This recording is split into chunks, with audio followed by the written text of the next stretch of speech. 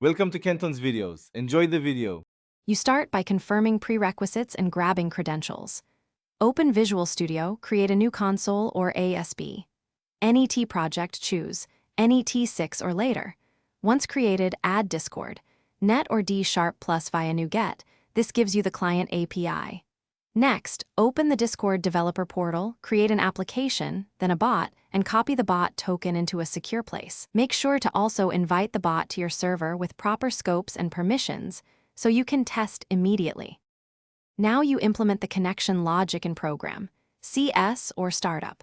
Load the token from an environment variable or user secret so you avoid hardcoding.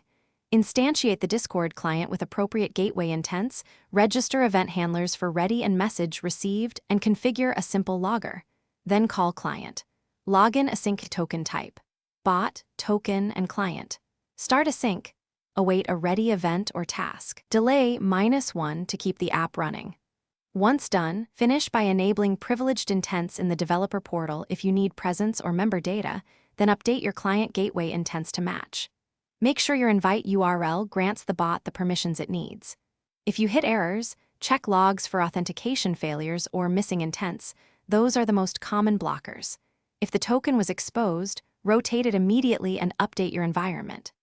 Once resolved, deploy to your host, monitor logs, and you'll have a stable Visual Studio to Discord connection.